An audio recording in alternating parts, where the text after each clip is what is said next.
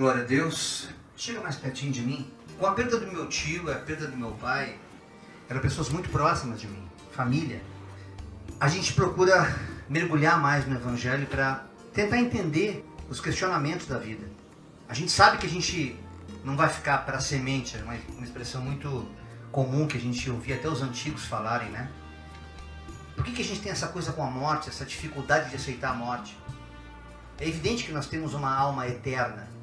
Apesar de sermos mortais, temos uma finitude cronológica, né? Naquilo que a gente chama de tempo cronos. Todavia nós temos uma alma eterna. Nós viemos do pó e voltaremos para o pó. Não importa se seremos sepultados, se seremos cremados, né? O pai particularmente foi cremado, então só agilizou o processo de deterioração. Mas algo importante em tudo isso. Por que há essa dor, além da saudade natural, o vazio que fica na nossa alma da convivência, das histórias, das lembranças? E muitas manifestações eu tenho ouvido esses dias todos aí de pessoas que obviamente professam fé, das mais variadas crenças. E eu não estou obviamente aqui para falar de religião, mas o Evangelho é o próprio Jesus falando. Jesus não deixou religião na terra, é importante que se diga isso. Jesus não deixou religião católica, Jesus não deixou religião evangélica, Jesus não deixou o espiritismo de Kardec, não deixou Umbanda, ele deixou o Evangelho, que é a Boa Nova. O homem sequestrou a palavra, a escritura, e através de teologias sistematizadas, criou dogmas para fazer Deus segundo a sua imagem e semelhança, a sua expectativa de fé, segundo a sua crença, segundo a sua tradição, o seu costume, enfim. Mas muitas vezes contrariando a vontade de Deus. Então, por exemplo, eu quero começar um texto que eu até nem ia ler, mas Deus está me incomodando para ler, porque eu tenho muitos parentes católicos, eu não estou aqui para converter ninguém, eu estou aqui apenas para fazer aquilo que Jesus me manda, que é passar a mensagem. A conversão quem faz é o Espírito Santo. Então, por exemplo, muitos irmãos queridos, né? Ainda hoje falei com alguns deles, Jairinho, eu estou orando muito pelo teu pai, eu estou orando muito pelo teu tio, até sonhei com ele, eu tenho certeza que ele está lá no céu olhando por nós. Eu falei, meu Deus, me ajuda a falar que não é assim que acontece, que o mundo espiritual não depende do que eu penso, não depende do que eu acho. O mundo espiritual é o que Deus disse que é. O mundo espiritual é aquilo que Deus determinou que seria. Então nós não temos como, irmãos, por mais que nós venhamos criar uma teologia pessoal para poder satisfazer a nossa vontade natural, as nossas ansiedades. Há pessoas que vão para o shopping, vão passear para tentar suportar o luto, há pessoas que vão para um cinema, há pessoas que vão até para a igreja. Não tem uma vida com Deus, mas vão à missa, ou vão a um culto, ou vão a um centro de macumba para fazer uma entrega, uma oferenda para tirar essa dor do peito. Enfim, eu vivi em tudo isso, então eu sei o que eu estou dizendo. Eu não estou aqui fazendo nenhum tipo de ironia, eu estou apenas mostrando que de fato é assim a religião. Isso muitas vezes, ao invés de ajudar, atrapalha, porque as pessoas perpetuam o luto de uma forma que elas não entendem que esse luto, na verdade, não deveria nem existir. Ainda que nós venhamos sentir falta, eu sei que se eu perder a Denise, perder o Dodô, o Dedé, as pessoas que me são mais próximas, eu vou sofrer muito. Mas desde já eu já tenho uma oração no meu coração para Deus me ajudar. Senhor, tira essa dor de mim, ajuda a aceitar o que eu não posso mudar. Eu sei que eles estão aí porque estão contigo, eu já sei o que acontece. É como você ter que tomar uma injeção para dor, para curar uma enfermidade, sabe que a injeção vai doer. A famosa Bezetacil, que não tomou, extremamente doída. Mas você sabe que ela vai curar. Você se submete àquela dor sabendo que depois daquela dor vem a cura daquela enfermidade bacteriana. Então, pessoas que porventura ainda não compreendem essa coisa da oração pelos mortos, e Deus me levou a falar disso de uma vez definitiva, quando as pessoas me pedem para instruir, eu as instruo, mas nesse momento eu tenho ouvido muita gente dizendo, eu estou orando pelo teu pai. Não adianta mais orar por eles. Eles já completaram a carreira, como Paulo fala na carta de Timóteo, a Timóteo. Eles já completaram, eles já se planificaram naquilo que Deus permitiu que eles passassem aqui nessa terra para desfrutar da vida eterna com Deus. Então qualquer coisa que nós façamos em direção a eles, eles não vão ir. E eu tenho uma prova prática disso, porque na ocasião em que o primo do meu pai, que também eu considerei primo, o Cláudio, que foi meu empresário muitas vezes, no dia do seu sepultamento o pai teve um mal súbito e teve morte, parada cardíaca. Ele ficou desacordado durante 30 minutos e foi uma comoção, quase um começo de pânico no cemitério. O inimigo falando na minha mente, no meu coração, que não seria uma, seriam 2 velórios, e eu ali insistindo e brigando espiritualmente, porque eu sabia que era uma briga espiritual, para que aquele que crê em mim, ainda que esteja morto, viverá. E naquele momento essa morte e essa vida da qual Deus falava não era morte espiritual nem vida espiritual, era ali mesmo, ele ia voltar. E eu botei a mão no peito dele e repreendi a morte, como me foi profetizado até pelo saudoso pastor Guaraci, que Deus me usaria em ressurreição. Jamais pensei que fosse ser com meu pai. E naquele momento, depois de 2 enfermeiras ter diagnosticado morte, nós vimos com nossos próprios olhos a vida voltando a ele. E o mais interessante foi o que ele nos relatou depois que voltou. Ele não percebeu de nada, ele não viu o que estava acontecendo à sua volta. Se nós orássemos, Ivo, volta, ele não ia ouvir nada, ele está dormindo. Ele estava literalmente dormindo. Ele não podia ouvir a minha oração. Mas Deus ouviu a minha oração, ele interveio. O Espírito Santo interveio e o trouxe de volta. Eu vi o sangue voltando às artérias, era a coisa mais linda, irmãos. Pena não ter filmado aqui, mas está guardado no coração daqueles poucos parentes que estavam ali, em cima dele, vendo aquilo acontecer. Nesse segundo momento, quando eu pensei em fazer isso, Deus já me para, agora chegou a hora dele vir para cá. Nem pede isso, que agora ele é meu. Então você também tem que ter esse time de saber até onde você pode ir. Nós não podemos abusar dos dons que Deus nos dá, nós temos que colocar a serviço da obra de Deus. Os dons têm que estar a serviço do reino. E é uma parábola que Jesus conta aqui, no Evangelho de Lucas, que é a parábola do rico e de Lázaro, muito conhecida, até pelos católicos. Tem passado até em novela da TV essa cena. Mas é importante contar a história, eu vou ler por alto, porque para não ler muito, existiu o rico, existiu o Lázaro. O rico ostentava sempre bem, o Lázaro cheio de lepra, cachorro lambendo, de repente o Lázaro morre, vai para o céu. O rico morre e vai para o Hades. E chegando lá no Hades, ele tem sede, tem uma série de necessidades, e ele se volta para o pai Abraão, porque estamos falando aqui de uma cultura judaico-cristã.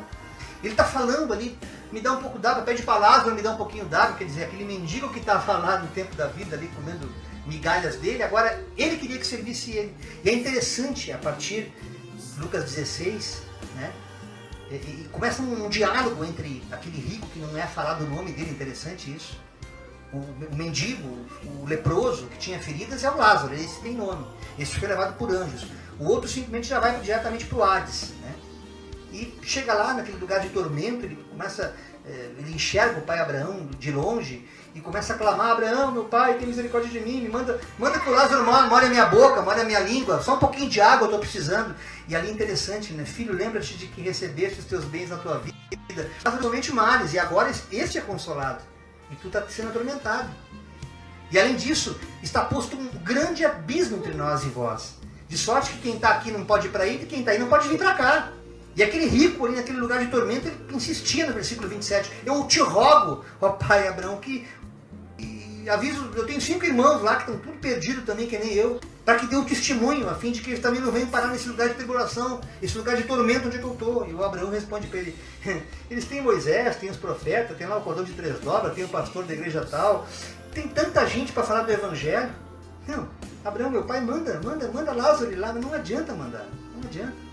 Se eles não estão ouvindo os que estão vivos aqui, ainda que ressuscite um e vá lá falar com eles, eles não vão dar ouvido, porque o coração já está empedrado, eles não querem entender.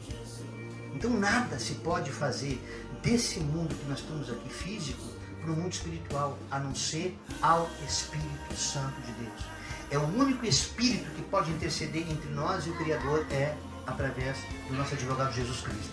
A Bíblia fala que o Espírito Santo com gemidos inexprimíveis, ou seja, aquilo que nem o próprio Pai, na nossa natureza humana caída, pode aceitar segundo a tua santidade, nessa intercessão, nessa mediação, nesse advogar de Jesus, a nossa oração chega até Ele com uma paixão, com carinho, com amor, ao ponto de o Pai não poder não responder.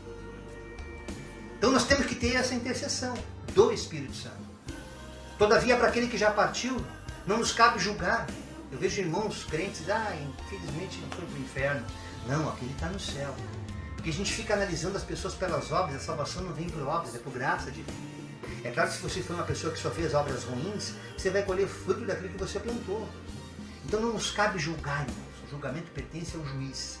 Eu prefiro julgar alguém, eu comentava com os irmãos hoje. É como você xingar alguém, você manda alguém, vá para o inferno. Você pode ver que aquilo choca a pessoa. Eu nunca vi alguém brigar com alguém, vá para o céu, cara. Vá com Deus. Não. Quando você fala em céu, você fala em Deus, é automaticamente entendido até culturalmente como uma bênção.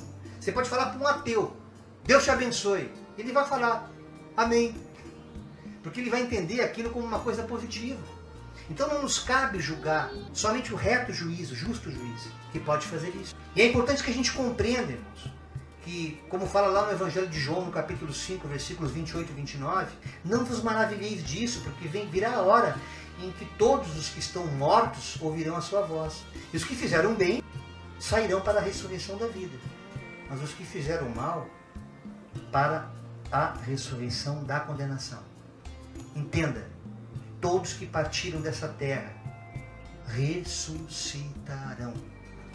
Em primeira carta de Paulo aos Tessalonicenses, no capítulo 4. Interessante que Paulo, é uma das primeiras cartas que ele escreve aqui. Ele tinha expectativa de que ele viria à volta do Cristo. Ele cria piamente. Ele está em Corinto escrevendo para o povo de Tessalônica, que era a capital da Macedônia na época, norte da Grécia. Então aquele conceito grego para falar para aquele povo que não estava compreendendo muito bem essas coisas, porque Paulo, depois que ele se converteu, deixou de ser Saulo, começou a ser perseguido, os irmãos sabem. E ali em Tessalônica ele teve que sair fora, porque as pessoas não aceitavam o que ele estava falando. Achavam que o reinado de Jesus era um reinado terreno. Teve que ir para Bereia, depois de Bereia os caras perseguiram ele, teve que ir lá para Atenas. Só por falar a verdade ele era perseguido. Mas algo interessante que ele conseguiu a falar com os crentes recém-convertidos que estavam chegando, queria entender, porque para o grego, aquela aflição, aquela dor, aquele câncer, aquela enfermidade, aquela opressão, aquela depressão, aquela incomodação, enfim, aquele inferno que era a vida da pessoa quando morre, ela está liberta daquilo. Eles não conseguiam entender um corpo novo. Eles não conseguiam aceitar a ressurreição de morto. Aquilo parecia heresia. E Paulo voltou a falar com esses irmãos, com a igreja recém-convertida. Dito isso, vamos para o texto. Primeira carta de Paulo aos Tessalonicenses, no capítulo 4, a partir do versículo 13, acerca da ressurreição e a vinda de Jesus Cristo. Não quero, porém, irmãos, que vocês sejam ignorantes. Ignorantes não no sentido de ser bruto, bravo, não. Ignorantes é aquele que ignora, que desconhece, que não entende a verdade. Ignorante, digamos assim, analfabeto daquilo que ele está dizendo. Não quero que sejais ignorantes acerca dos que já dormem. Entenda que toda vez que a Bíblia fala dorme, é um eufemismo usado na Bíblia para dizer morte. Porque para o grego a morte era como um sono. Jesus também era. Para Jesus, quando ele ressuscitou a filha do meu xará, Jairo, que ele fala, menina acorda, menina levanta, Talita cumi, lá em Marcos, ela estava de fato morta, ela não estava dormindo. Mas a morte para Jesus é só um sono. Entenda, aos pouquinhos você vai conseguir perceber o que Deus quer falar aqui essa noite. Então, não quero que você seja ignorante acerca dos que já dormem, os que morreram, para que vocês não se entristeçam, como os demais que não compreendem, que não têm mais esperança. Como os demais, entendem, irmãos? Que Deus fala com a igreja e fala com os demais. Os demais são aqueles que não querem entender o Evangelho, que não querem aceitar Jesus. A única maneira de você entender o que é ter esperança em Cristo é você ter Jesus como teu Senhor. A partir do momento que o teu coração é vazio desse Deus, e você não se entregou para Ele, você não tem Ele como teu Senhor, você não consegue ter esperança. Então você, até diante da morte, você crê que aquela pessoa que você ama, que faleceu, vai virar uma estrelinha e vai ficar abençoando a gente aqui embaixo. Não. Eles não têm esse poder porque também são criatura. Todo o poder foi dado no céu, na terra e debaixo da terra, somente a Jesus. Ele tem todo o poder. A Ele foi outorgado esse poder. Nós todos somos apenas filhos quando nos tornamos servos de Deus em Cristo Jesus. Porque se cremos que Jesus morreu e ressuscitou, assim também aos que em Jesus morreram, Deus os tornará a trazer com Ele. Vai observando o que Paulo está fazendo aqui. Está dizendo aqui. Dizemos-nos, pois, que isto pela palavra do Senhor, que nós, os que ficarmos vivos para a vinda do Senhor, não precederemos os que dormem. Entende, irmãos? Hoje eu vou falar do Ivo. Ele morreu, o corpo dele. A morte venceu. Levou ele. Só que há a promessa que Paulo descreve aqui. E mais profundamente, eu quero parar o texto por aqui e dar um pulo em Corinto. Primeira carta de Paulo aos Coríntios, no capítulo 15, a partir do 50. E agora digo isto, irmãos, que a carne, esse corpo, não pode herdar o reino de Deus. Nem a corrupção herda a incorrupção. Esse corpo não pode herdar um corpo glorificado. Um corpo semelhante ao de Deus. Eis aqui vos digo um mistério. Na verdade, nem todos dormiremos, nem todos morreremos, mas todos seremos transformados no momento, num abrir e fechar de olhos, ante a última trombeta, porque a trombeta soará, os mortos ressuscitarão incorruptíveis e nós seremos transformados. Entenda que quando Jesus fala de ressurreição, ele está falando do renascimento do corpo. Então não importa o processo pelo qual o teu parente foi sepultado ou cremado, do pó vieste, do pó voltarás. A Bíblia não conta como será esse fenômeno, mas ela nos garante que quando Jesus vier para buscar a sua igreja, está muito próximo a isso. É importante que nós acreditemos e confiemos que isso pode acontecer até na nossa geração. Os sinais são muito evidentes. Paulo já acreditava naquela época. O apóstolo Paulo cria que nós, quando ele fala nós, ele se inclui, porque ele acreditava que naquele tempo já ia acontecer. Então, para alguns incautos ou alguns desesperançados poderiam dizer, se Paulo acreditou e não aconteceu, por que eu vou acreditar agora, irmão Jairo? É justamente porque a palavra se cumpre, irmão, mas no tempo de Deus. Como a própria irmã Andréa falou hoje. O Deus do impossível, ele manifesta o impossível no momento em que aquilo, aos olhos naturais, não é capaz de acontecer. Mas Deus faz acontecer. Porque esse impossível, ele vem selar a palavra de Deus. Ou seja, os mortos ressuscitarão incorruptíveis. Ou seja, teremos um corpo glorificado. Um corpo semelhante a Jesus. E aí o texto tão maravilhoso, irmãos. Porque ele fala que nós que estaremos aqui na terra, nós como igreja, seremos arrebatados nos ares.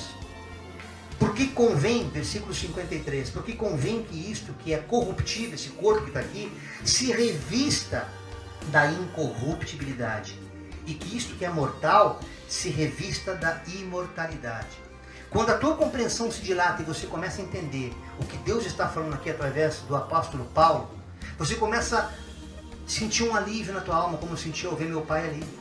Eu entendi que aquele corpo, aquele sangue que corria nele, não tem como herdar o reino de Deus, ele tem que ter um corpo celestial. O versículo 49, na primeira carta de Paulo aos Coríntios 15, 49, e assim como trouxemos a imagem do homem terreno, assim traremos também a imagem do homem celestial, semelhante a Deus. Todos esses que estão no céu terão um corpo glorificado. Todos esses que já partiram, já estão com Jesus. O corpo morto, mas a alma dele já desfruta da glória eterna. Já há uma festa no céu. Porque esse corpo glorificado que Jesus fala aqui, será justamente a plenitude. É interessante a gente compreender, irmão, que nós estamos num processo ainda intermediário. Deus, quando ele leva alguém, desde Abel, quando partiu dessa terra, era um corpo mortal. Mas ele, quando vier o Cristo, terá um corpo incorruptível, um corpo glorioso, um corpo celestial. Então, nesse período intermediário, a alma está no céu, mas o corpo está no pó, está no túmulo, ou foi cremado. Essa matéria, diz a palavra de Deus, ela se plenificará nos ares com a vinda do Cristo. A partir do momento que vier a segunda vinda de Jesus, ele não virá mais como um cordeiro, mas como um leão, poderoso, com autoridade. Nós todos desfrutaremos dessa ressurreição. Alguns para a vida, outros para a morte, mas todo o corpo terá novamente uma estrutura. Quando Deus fala que nós temos que despir desse corpo corruptível, é como se a alma, assim, o corpo, nós fôssemos nus. Nós não ficaremos nus a vida inteira na presença de Deus. O revestimento que a gente tem chamado corpo, esse corpo, mesmo a gente estando pelado, a gente está vestido aos olhos de Deus. Estamos vestidos com um corpo corruptível. É uma ruga, é um cabelinho branco. A morte está o tempo inteiro nos rondando, irmãos. Entenda isso. E essa morte vai ser vencida justamente quando chegar esse processo de Deus na igreja, naqueles que morrem em Cristo. Por isso que a gente insiste tanto, por isso que muitas vezes o crente chega a ser chato. Ai, se eu só falo em Jesus, tem que aceitar Jesus, que agora eu vou ter que frequentar aqui, frequentar ali. Não, irmãos, entenda que evangelho é evangelho, religião é religião. Eu falo de salvação, eu não falo de templo, eu não falo de sinagoga, eu não falo de judaísmo, eu não falo nem de cristianismo, eu falo de Jesus. Eu falo que Deus tem um corpo novo pra gente. Voltemos a 1 Tessalonicenses capítulo 4, versículo 15. Dizemos-vos, pois, isto pela palavra do Senhor, que nós, os que ficarmos vivos para a vinda do Senhor, não vamos subir antes dos que já estão mortos. Primeiro vai ter sepultura, primeiro vai ter pó. Aonde quer que tenha uma cinza, não se sabe como é que vai ser essa metafísica de Deus, como é que vai ser esse mistério da física quântica, mas vai acontecer. Porque Deus não mente, irmãos. Porque o mesmo Senhor descerá do céu com alarido, com voz de arcanjo, com trombeta de Deus. Vai ter música, vai ter barulho. E os que morreram em Cristo ressuscitarão primeiro. Entenda isso. E os que morreram em Cristo ressuscitarão primeiro. Há pessoas que não entendem isso. Pensam, então aquelas que não morreram com Jesus Cristo, que morreram acreditando em outros deuses, não vão ressuscitar, irmão Jairo. Não é isso que a palavra fala. A comparação é sempre entre os mortos e os vivos. A ressurreição é uma só, meus irmãos. A ressurreição é quando o corpo renasce. Não estamos falando daquela doutrina da reencarnação que não tem sustentação bíblica. Paulo jamais falaria isso, porque ela justamente é contrária à esperança. A esperança está no corpo glorificado. A esperança não está em a gente ficar passando crivos aqui em terra e nunca se aperfeiçoando cada vez mais, sempre voltando no corpo corruptível, sendo que esse corpo corruptível não tem como herdar a vida eterna. O que herda a vida eterna é o corpo glorificado. É o corpo que não vai sentir mais dor, que não vai sentir mais sede, que não vai sentir mais fome, porque será sustentado pelo Rei da Glória, cujo alimento será o pão vivo do céu. Um lugar onde o próprio sol será a presença de Deus. Não dá para entender, o nosso olho não viu, nosso ouvido não ouviu, nem subiu o nosso coração que Deus tem preparado para os seus filhos lá na eternidade. Mas o que a gente pode entender e que nos traz conforto e nos traz consolo é a palavra descrita nesse texto de Paulo. No versículo 16, voltando, porque o mesmo Senhor descerá do céu com alarido e com voz de arcanjo e com trombeta de Deus. É um Deus de ordem decente, vai ter alarido, vai ter barulho de anjo, irmãos. E aqueles que estão lá vão descer junto, Dudu. Vão chegar junto como uma grande equipe assistindo tudo e participando nos ares. Jesus não vai botar os pés na terra nessa volta. Ele vai chegar nos ares, nas nuvens. Assim como na cultura judaica, quando chegava um grande rei na cidade, ele ia até lá fora buscar aquele rei e trazia junto e vinha escoltando ele até na cidade. Percebe que Paulo sempre usa metaforicamente a expressão da cultura da época judaica para poder explicar como será esse processo de ressurreição e arrebatamento que acontecerão praticamente simultaneamente. Versículo 17. Depois nós, os que ficarmos vivos, seremos arrebatados, juntamente com eles nas nuvens, a entrar o Senhor nos ares, e assim estaremos com Deus Todo-Poderoso para sempre. Para sempre. O mesmo Tessalonicenses, no capítulo 1, versículo 10, ele fala sobre o livramento que Deus vai nos dar da ira de Deus que virá. A ira de Deus que será derramada sobre os homens. Deus vai nos poupar dessa ira, por isso que Ele vem arrebatar a sua igreja. E não tem como fugir dessa ira, meus irmãos, que vai se cumprir J por J, tio por tio. Então é necessário que nós confiemos na palavra do Senhor. Busque Deus de todo o tempo, arrependa-se agora onde você quer que esteja. Não quero dizer que esse arrependimento tem que ser, eu tenho que ir para um lugar amanhã, congregar ou professar alguma fé religiosa. Absolutamente é no teu coração, porque Deus não vê o homem como o homem se vê, como a religião julga. Deus vê o teu coração. Mas entenda que diante dessa palavra, dessa verdade espiritual, Deus está querendo alertar a humanidade de que há um tempo de choro, sim, mas esse choro pode durar uma noite, mas a alegria vai vir amanhã. Esse profundo luto que a minha família está vivendo com a morte do Ivo, há 6 meses atrás com a morte do meu tio, que foi um vazio, um rombo na família, no meu coração, eu falo isso diante de Deus, irmãos, foi preenchido pela esperança da glória. E essa esperança ela só se manifesta porque eu sou servo, filho do Deus Altíssimo. Esse sentimento jamais vai brotar no coração de quem não reconhece Deus como Senhor, porque ele vai achar que é loucura. Essa palavra jamais vai se comprar como uma coisa rema na sua vida se você não entender que Jesus é o seu Senhor. Você só passa a acreditar nisso aqui. Isso aqui não é um conto de carochinha, como aquele povo grego da época achava que fosse. Isso aqui é a conversa fiada desse tal de Paulo. Esse cara está vindo com conversa fiada, isso aqui não tem nada a ver com a nossa cultura, com aquilo que a gente crê. Mas quando você se volta para Deus e você tem uma experiência com Deus, aí você começa a entender o que Deus quer fazer através da sua palavra. Ele quer nos livrar dessa ira, por isso que o encontra nos ares. Só que com o passar do tempo, meus irmãos, as coisas vão ficar diferentes. Depois vai vir um apocalipse, eu não quero me estender, porque o tempo já é curto. Muita coisa vai acontecer. Como é que vai ser o processo todo? Jesus vem. Os mortos ressuscitam, os que estão vivos em Cristo vão ser arrebatados, é como um piscar de olho.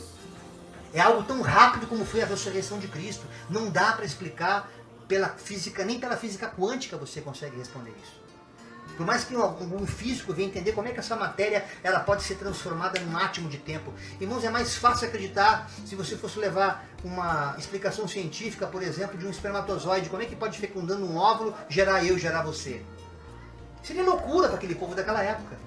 E hoje você sabe, você tem o conhecimento, chegou até a ti o entendimento de que um espermatozoide fecundando um óvulo gera um ser humano. O que é para esse Deus fazer do pó gerar um ser humano de novo? O que é para esse Deus que permitiu que essa matéria se corrompa, apodreça na terra, como alguns que não têm fé, que não têm entendimento? Morreu é só enterrar, morreu é só cremar. Como se materialmente a visão que ela tem da vida é uma vida material, materialista. Ou aquele mais religioso, de repente, com crendices romanas, ele pode crer que não, mas ele vai ficar lá, passar um crivo lá, até que a alma dele se purifique, né? E depois ele sai de lá e vai para a plenitude de Deus. Já o espírita pode achar que, não, mas ele não está legal, ele vai ter que voltar, vai ter que reencarnar e começar tudo de novo para ver se agora dessa vez ele acerta. E continua errando, continua cada vez mais imperfeito. Porque só a graça de Deus salva. Só a graça de Deus pode transformar essa natureza caída numa natureza divina. Só a graça de Deus pode manifestar a salvação do ser humano já aqui nesse tempo. Porque há muitos que pensam que a salvação vem no processo da morte para o céu. Absolutamente. Você tem que cultivar essa salvação ainda em vida. Para que você tenha consciência, porque entenda que a ressurreição vai ser o renascimento de um corpo. Quando alguém morre, quando o Ivo morreu, morreu o corpo. A morte foi vencida.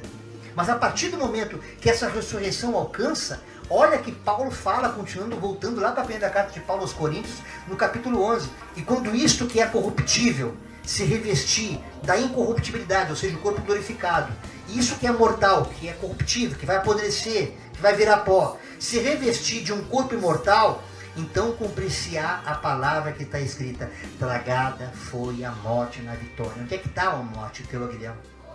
Onde é que está o inferno, a tua vitória? Aqui nesse dia, irmãos, glorioso, vai ser a morte da morte. Aleluia. Exaltado seja o santo e maravilhoso do Senhor. Você que está chorando agora porque o meu pai morreu, ou teu pai morreu, teu familiar faleceu, morreu só o corpo, só a carcaça, só aquilo que realmente não tem como subir para a glória, porque carne e sangue não pode herdar o reino dos céus. Não tem como eu ir para o céu. Todo mundo quer ir para o céu, mas ninguém quer morrer. Não tem como ir para o céu. Para você ir para o céu, esse corpo tem que perecer.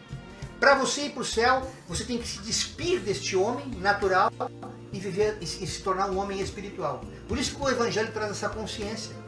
Porque lá no céu, o meu pai está bem vivo, está bem acordado. A alma não perde consciência, o que dorme é o corpo, não é a alma. É isso que muitas vezes a religião deixa confusa e faz com que nós venhamos a interceder e rezar para que ele, enquanto estiver lá, possa fazer algo por nós. Eles não têm essa capacidade. Isso chama-se idolatria e Deus abomina isso, porque ele deixou claro que no reino dos céus só um tem autoridade. Um só Deus. O próprio profeta Zacarias já falou sobre isso. O dia do Senhor vai vir. Vai ter problema lá em Jerusalém, vai ter guerra, nações atacando aquele lugar, mas vai virar o dia que a plenitude de Deus se instalará nessa terra, aonde o usurpador vai ser derrotado definitivamente. Todo esse processo é difícil de explicar em poucas horas, mas o que o coração precisa entender essa noite, para que você alivie essa dor da perda daquele ente querido que você perdeu e não consegue entender por que Deus levou, por que morreu, por que não ficou mais um tempo, por que Deus não curou. Entenda que esse processo se fazia necessário para que a vida eterna se manifeste até ele. Assim como teve aquela promessa de Deus a Maria, que Jesus iria reinar sobre o trono de Davi por 1000 anos, depois em Apocalipse 20, Satanás é amarrado por 1000 anos, depois no capítulo 21, vem o novo céu, a nova terra, a nova Jerusalém. Tudo isso vai se cumprir, cada qual no seu tempo. Cabe a gente crer, tão somente.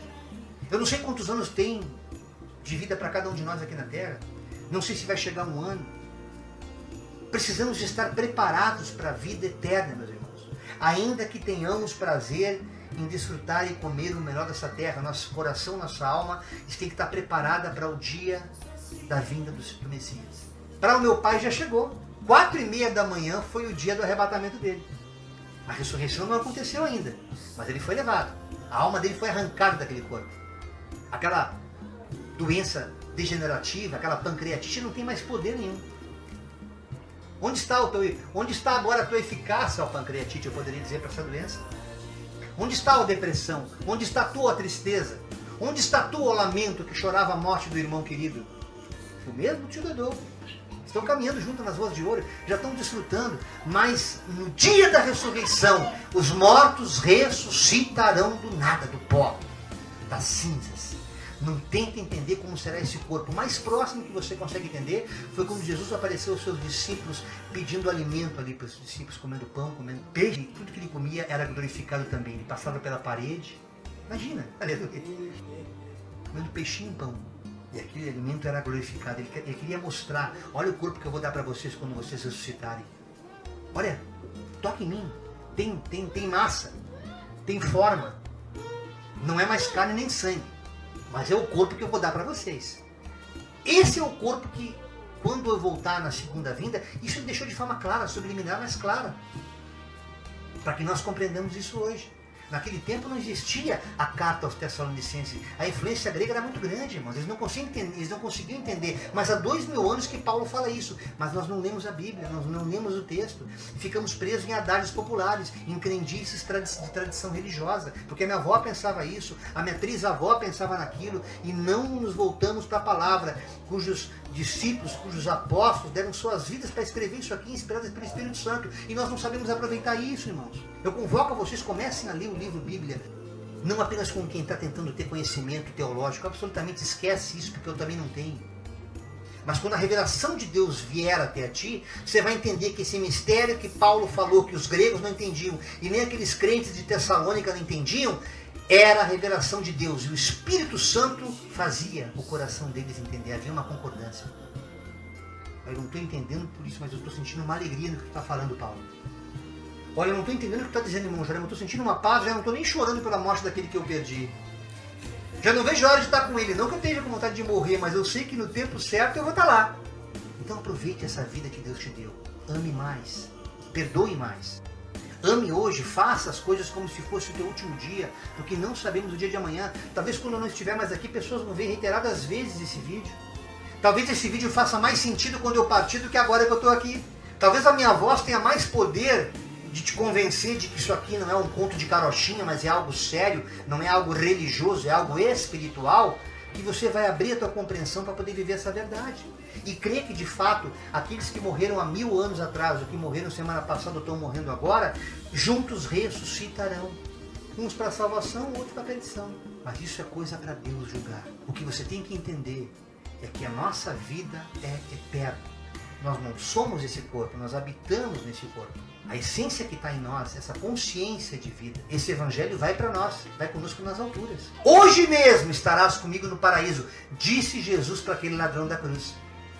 O corpo poderia ser na cruz, os abutres comeram, não sei que fim deram aquele corpo. Assim como tantos que morreram, irmãos. Uns foram cremados, outros foram sepultados, não interessa. Mas cada um desses corpos, o dia que Jesus voltar com alarido, voz de arcanjo e trombeta, ressurreição de quem está morto e transformação de quem está vivo.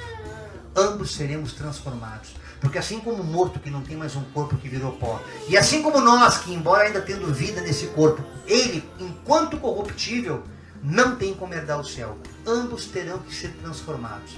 Uma transformação chama-se ressurreição. A outra transformação, através do arrebatamento, é justamente esse fenômeno da física quântica que nós não conseguimos explicar porque a Bíblia não nos relata. É só por fé que você vai entender. Essa é a mensagem que Deus colocou no meu coração nesse dia 20 de fevereiro, 9 dias depois do falecimento físico do Ivo, mas uma alegria incomensurável da convicção de que ele está diante do Rei da Glória. Aleluia. Que essa palavra possa confortar teu coração, não como uma palavra positiva apenas, mas como uma verdade espiritual, porque Deus não é homem para que minta, e nem filho do homem para que se arrependa. Se Ele falou que isso é assim, assim seja. Portanto, você muda o teu comportamento agora diante de Deus. Quando você lembrar daquele familiar do qual você pensa em orar por ele, apenas agradeça a Deus pelo tempo que ele conviveu aqui.